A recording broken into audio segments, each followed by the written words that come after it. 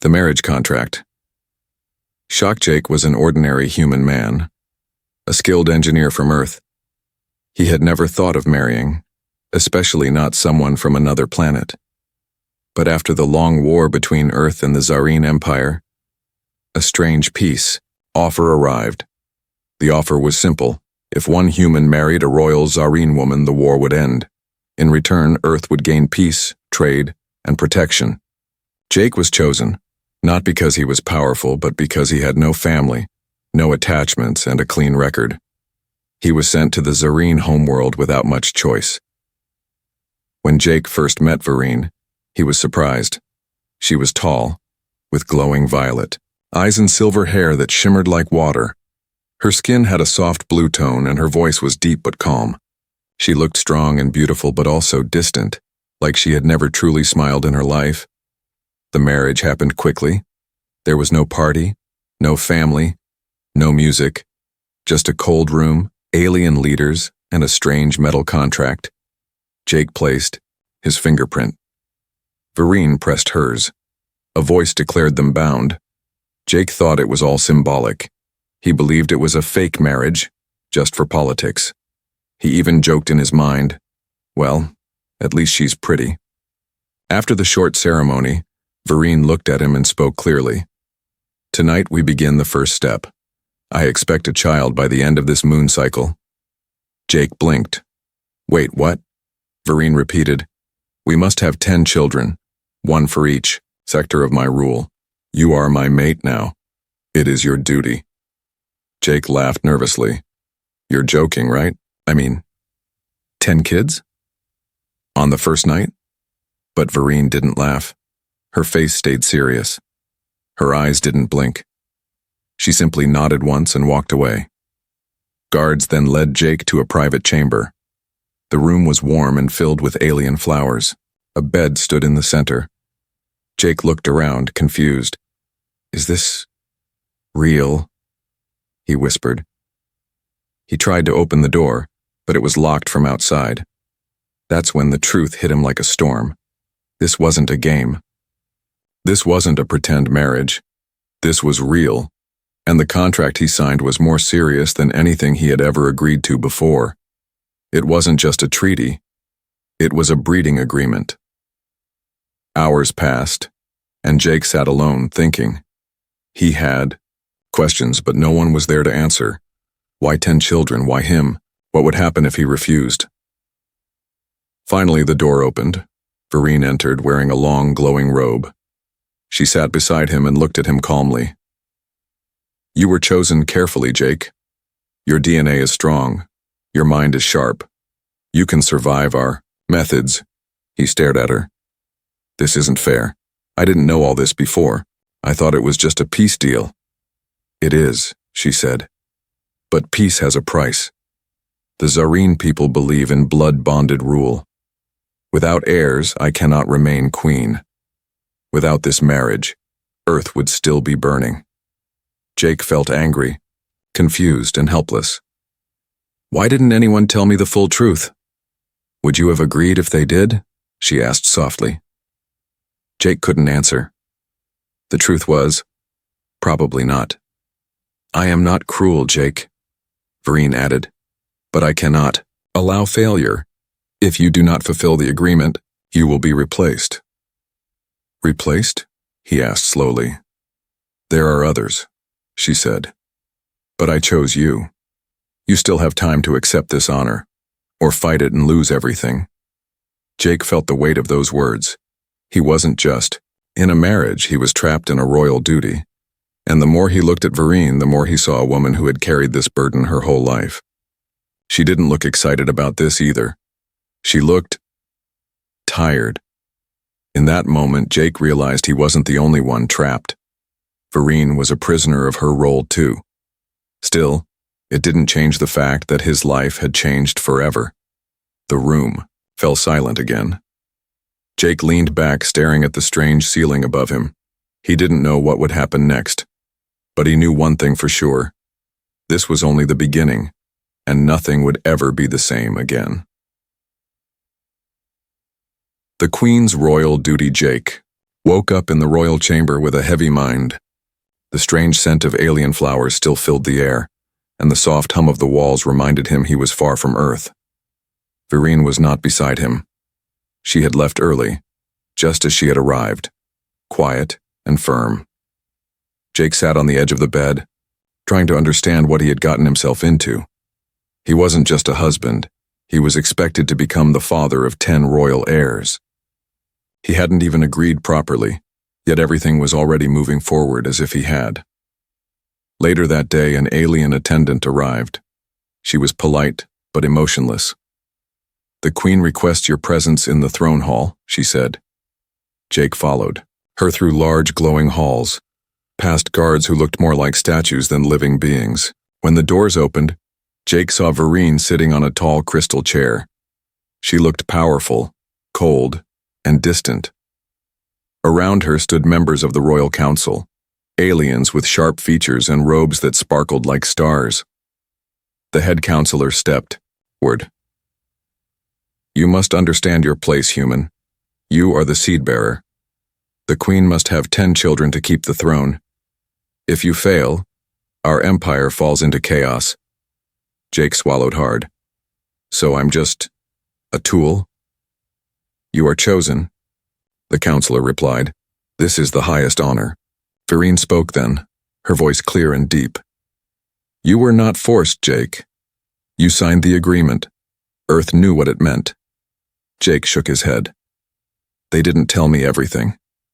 That is between you and your people," she said. "But here your duty is clear and time is short." Jake looked around the room. Everyone watched him. No one cared what he felt. His freedom didn't matter here. Only results. "I need time," he said. "This is not normal for humans. We don't just have 10 children with strangers." Vereen's eyes narrowed slightly. "You are not a stranger, you are my husband." Jake laughed bitterly. "Is that what this is?" The silence that followed was cold and sharp. After the meeting, Jake was not taken back to his chamber. He was led to a new place, a special wing called the Heirs Wing.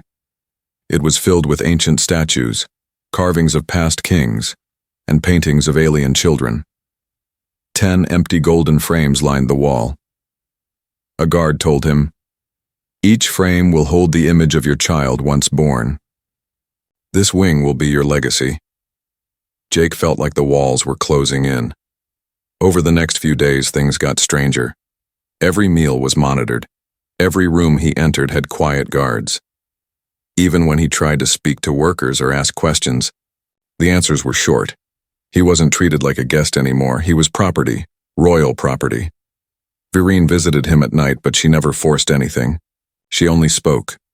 She told him about her life, how she had to train from childhood to be queen, how love was never part of her world, how Zareen women were born to rule, and men were chosen only for strength and genes. Jake began to see something different in her eyes. Behind the hard shell there was pain, deep pain. She had never been asked what she wanted either.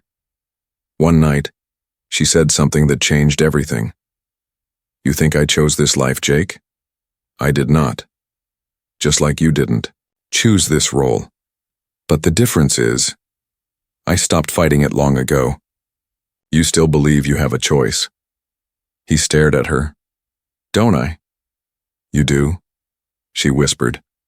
"But every choice comes with a cost." Jake didn't sleep that night. He sat awake, staring at the empty frames in the Heirs Wing. His heart ached with confusion. He didn't want this life, but he also couldn't ignore the fact that Vereen had been honest with him. She was not cruel. She was trapped just like him. For the first time, Jake began to wonder, was there a way to live this strange life without losing himself? Could he find a middle path? The Queen had power, but she also had chains around her soul. And Jake, he might be her only chance at breaking free, but only if he dared to step into this world, not as a prisoner, but as something more. A deal with the council. Jake could no longer ignore the reality around him. Each day in the Zareen Palace felt heavier than the last. The walls weren't made of stone, but of expectations he never agreed to. But something inside him had changed after listening to Vereen. She wasn't forcing him with anger or fear. She was doing it with silence, with duty. And that was even harder to fight. Still, Jake wasn't ready to surrender. If he had to stay, he needed terms, his own terms. That morning, Jake requested an audience. Not with the Queen, but with the Royal Council. The guards hesitated, but surprisingly, the request was accepted. Hours later, he stood once again in the massive hall where fate had been forced on him. This time, he didn't feel small. He was angry. But he was also clear. "I want a deal," he said. The counselors murmured among themselves. One with golden eyes stepped forward. "You do not make demands here, human. You signed a royal bond." Jake stood firm. "And I am not breaking it, but I will not live like a prisoner either. If you want 10 children from me, you will give me freedom to move, to speak, to breathe." "You are not a prisoner," another counselor said flatly. "Then unlock the doors," Jake replied. "Let me walk beyond the palace. Let me speak to others. Let me decide what kind of father I want to be." The Queen remained silent on her throne, but her eyes were fixed on him. After a long pause, the head counselor asked, "And what will you offer in return?" Jake hesitated, then spoke clearly. "I will stay. I will honor the agreement. But on one condition. I want time. No forced schedule. No pressure. I decide when I'm ready." Whispers filled the room. Some council members looked shocked. Others looked amused. "You ask much," one said. "I offer everything," Jake replied. Silence followed. Then, to his surprise, Vereen stood. "Grant him his request," she said. The council turned to her, surprised. "My queen? He offers loyalty freely. That is worth more than fear." And just like that, the decision was made. Jake was given a strange new status. He was no longer just a mate. He was now a free royal guest. His movements were monitored, but he could now walk through most of the palace. He could speak to staff. He could even access certain historical records. He wasn't locked inside anymore. But freedom came with its own kind of prison. Everywhere Jake went, he noticed eyes on him. Guards, servants, even children stared like he was some rare animal. The humans were still new to this galaxy, and Jake, being married to a queen, was beyond unusual. Whispers followed him. Curiosity mixed with judgment. In the royal library, Jake started studying Zareen culture. He read about past kings, royal mates, and the bloody wars that followed failed unions. He learned something shocking. No other queen in Zareen history had chosen a non-Zareen mate. Ever. Vereen had broken tradition. He wondered, why him? One evening he finally asked her, "You had thousands of options. Zareen men, warriors, nobles. Why me?" Vereen sat beside him in the quiet garden. The sky above shimmered in green and blue shades. She didn't look at him as she spoke. "Because you were not raised to obey. You were raised to think. I did not want a servant. I wanted someone who could challenge me and still stay." Jake was quiet. Her answer made sense, and yet it made everything more complicated. They talked more now. About Earth. About her lonely life. About how the palace was more cage than castle. She asked him about children, not as a demand, but with genuine curiosity. Do humans love their children? All the time, Jake said.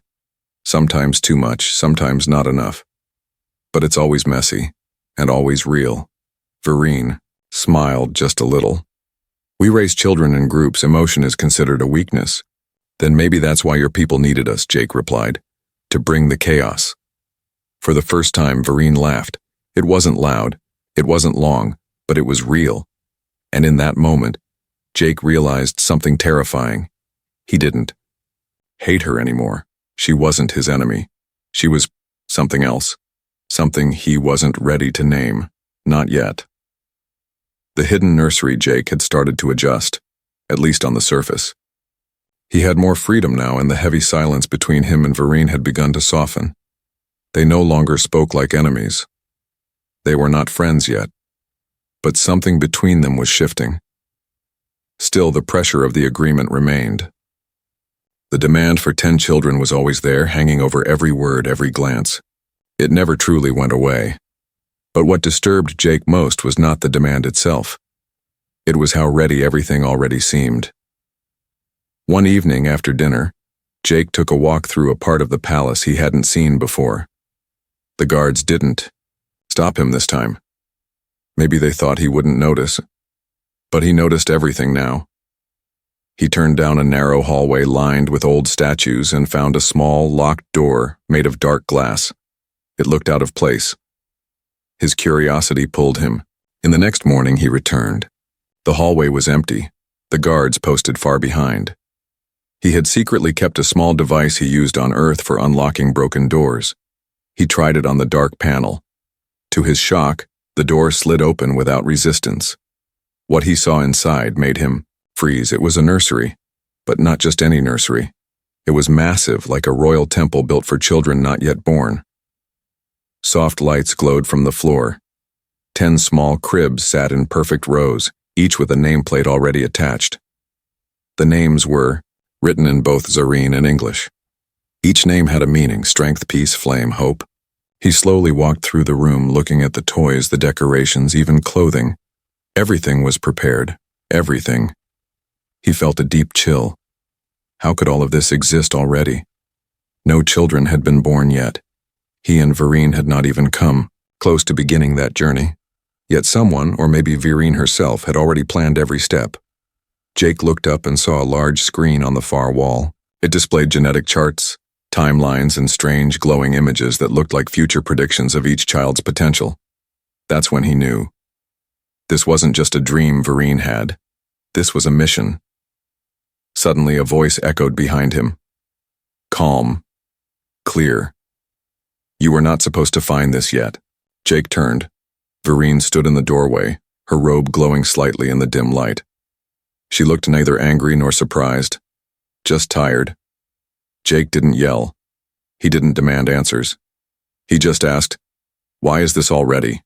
Why these names? Why, me?" Vereen stepped forward, her eyes on the nearest crib. "Because I've been preparing for years. Before we ever met, before Earth even knew our name, I knew I needed something different. Someone different." Jake shook his head. "You planned this without ever asking me. You were studied," she said quietly. "Your genetics, your history, your mind. You were the most likely to survive the bond." Jake took a step back. "So I'm part of some breeding experiment?" "No," she said. "You're part of a hope experiment. My bloodline is dying. The throne is built on power, not compassion. I wanted to change that, but I couldn't do it alone." Jake looked at the names again. "You thought mixing your blood with mine would save your future?" Vereen met his gaze. Not just the blood, the heart. For a long moment, neither of them spoke. Jake finally whispered, "You should have told me everything from the start." "Was afraid you'd run," she said. "I almost did. And now?" Jake turned back toward the glowing names on the wall. 10 of them. 10 children he hadn't agreed to, but couldn't ignore anymore. He didn't know if he could give Vereen what she wanted, but he knew now why she asked. She wasn't trying to trap him. She was trying to rewrite her fate. And maybe, just maybe, he was meant to help her do it. Escape attempt. Jake couldn't sleep after discovering the nursery.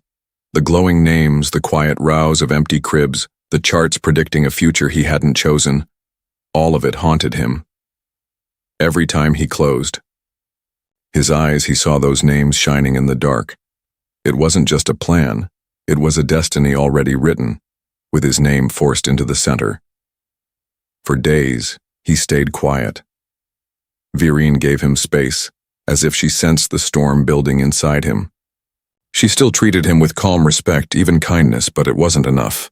Not anymore. Jake had come to a simple truth. He hadn't agreed to be a father of 10 royal heirs. He hadn't agreed to be a symbol, and he was done pretending. So he decided to leave. He had learned the palace layout. He had earned the guards' trust. And he had noticed something important, a narrow service passage behind the East Tower, usually used by kitchen staff and maintenance bots. It wasn't guarded, not directly. Jake waited for the right time. Late in the cycle, when the halls were quiet and the sky above the palace turned purple with dusk, he wore simple clothes, no royal fabric, and carried only a water flask and a small map he had drawn in secret. He moved quickly, heart pounding, avoiding cameras and silent guards. The palace was a maze, but his mind was sharp. He was trained to solve problems. And this was survival. As he reached the service passage, he found someone already waiting. It was Selah, one of the quiet attendants who had brought him food for weeks. She never spoke more than a word, but tonight she stepped forward and handed him a cloth pouch. "For the cold," she said softly. Jake paused. "You knew I was leaving?" She nodded. "We all did, but no one stopped you." Jake stared at her, confused. "Why?" Selah looked at him with tired eyes. "Because the Queen doesn't want a prisoner. She wants someone who chooses to stay. Go if you must. But remember, not every cage has bars." Jake didn't reply. He just turned and slipped through the dark tunnel. The path was long and silent. He crawled through pipes, climbed steel ladders, and stepped across ancient metal floors. Finally, he reached the outer dome of the palace. Beyond it was a dusty valley, open sky, and freedom. He stepped out, felt the wind on his face, and smiled. Then he heard a voice. "I thought you might come this way." Jake froze. Vireen stood a few meters away, wearing no crown, no armor, just a simple robe. She looked human. Almost. He stared at her, breathing hard. "How long have you known?" "Since the day you saw the nursery," she said. "Then, why didn't you stop me?" She stepped closer. "Because I needed to know if you would stay. Not because of duty, but because of choice." Jake looked around. There were no guards, no weapons. Just him and her, under the alien stars. He said bitterly, "You talk about choice, but you built a world where I had none." "I was taught that control brings peace," she replied, "but I'm starting to wonder if freedom brings something greater." Jake didn't speak. She looked down. "You can go, Jake. The border is open. A transport waits beyond the cliffs. No one will follow." He waited for the trick, but none came. She turned away and left him standing in silence. Jake looked out into the open night. Freedom, a way out. But something in his chest ached. He remembered her laugh in the garden. He remembered her voice, asking if humans loved their children. He remembered the way she had stood in the nursery, not as a ruler, but as a mother without a family. His feet didn't move. Not because he was trapped, but because for the first time since arriving, he finally had a choice, and turning back, he made it. The first air is coming. Jake didn't run. He could have. The border was open. The stars above promised escape. The path behind him was clear. But instead, he turned back. Vireen didn't speak when he returned to the palace. She simply nodded once, as if she had expected it all along. No words of victory, no questions, just silent understanding. From that day forward, everything changed. Jake wasn't watched anymore. No guards followed his steps. He was allowed into new parts of the palace. He was even invited to the strategy halls, the healing chambers, the ancient libraries. For the first time, he wasn't being used. He was being included. And slowly, Vireen began to change too. She smiled, or she listened. She asked questions, not as a queen, but as a woman trying to understand a man from another world. Sometimes they shared quiet meals, other times long walks under alien skies. Jake still wasn't sure what they were, but it felt like something real was forming.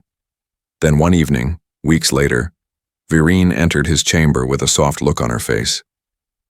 "I had a scan," she said. Calmly, Jake paused. "A scan?" She nodded. "I am carrying our first heir."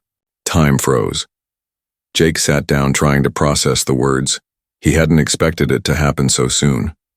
Or maybe part of him didn't expect it to happen at all. He had returned, yes, but he wasn't fully ready. Not for this. "You're sure?" he asked. She handed him a glowing disc. The alien symbols pulsed with soft light. Even without knowing the language, Jake understood the message. New life had begun. Vireen didn't push him to speak. She just sat beside him, quiet. Finally, he whispered, "I thought I'd feel trapped again. But I don't." She nodded. "Because this time it's not a demand. It's a choice you already made." In the days that followed, the palace buzzed with quiet celebration. The council approved preparations. New clothes were designed. Blessings were spoken in ancient tongues. But what mattered more to Jake wasn't the ceremony. It was the small moments. Vireen asking him to help decorate the HFY nursery, this time together. Vireen placing his hand gently on her belly and whispering, "Our child will know love." Jake had come to Zareen as a symbol, a stranger, even a prisoner. But now he was something else. He was a father-to-be. One night, as he sat alone in the heir's wing staring at the golden frames, he noticed something new. The first frame now had a name, written in both languages, Aaron, Hope. He smiled. It was the name from the nursery, the one he had seen first. Vireen had kept it, not because it was tradition, but because it had meant something to him. Suddenly, a transmission alert flashed at the edge of the room. A secret message. He opened it. Earth command. Return requested. Situation critical. Prepare for extraction. Jake's heart sank. Earth hadn't forgotten him, and now they wanted him back. But this time, Jake wasn't a soldier or an engineer. He was something more. He was part of a new life, and walking away from it might be the hardest decision of all. Choosing the future. The message from Earth blinked on the screen for hours. Jake didn't answer it. He just sat there, staring at the words like they might change if he waited long enough. Return requested, situation critical. Prepare for extraction. They wanted him back. Earth Command didn't explain why. No details, no greetings, just orders. Cold, distant, like he was still theirs. Jake wasn't surprised. He had always known this might happen. Earth didn't send him to marry an alien queen out of love. He was a tool for peace, a bargaining chip. Now they wanted him returned like a device being recalled. But Jake wasn't the same man they had sent into space. He stood in the heir's wing, staring at the golden frame with the name Aaron, the first name of the first child he had never planned to have. He didn't feel fear. He felt something heavier. Responsibility. When he finally told Vireen about the message, she was silent for a long time. Then she said, "You can go, Jake, if that is your choice." He looked at her. "And if I stay?" She met his gaze. "Then, you stay not as my husband, but as the father of our future." Jake nodded slowly. "They won't take it well." "I know." Later that evening, the Earthship arrived above Zareen's sky. A powerful transport vessel, with enough firepower to level a city if needed. Jake was given one final chance to board. He stood at the edge of the landing platform, wind rushing through his hair. A human officer walked toward him. "You've done your part, Jake. You're not a soldier. You don't belong here." Jake replied, "Then why do I feel like I've only just arrived?" "She's not human," the officer said. "No," Jake said. "She's something more, and so is what we're building here." Behind him, Vireen stood with her hand over her stomach, watching quietly. She didn't beg. She didn't plead. She simply waited for his decision. Jake turned to the officer one last time. "Tell Earth I'm not coming back. I found something worth staying for. The officer tried to argue, but Jake had already walked away. Back into the palace. Back into the life he never planned for, but now couldn't imagine losing. The ship left without him. No war followed. No threats came. Just silence. And then, a new beginning. Vireen took his hand that night and whispered, 1 down, 9 to go. Jake laughed for the first time in days, but this time it wasn't out of fear or disbelief. It was real. Because now he wasn't just part of a treaty. He was part of a family. And whatever came next, he chose it.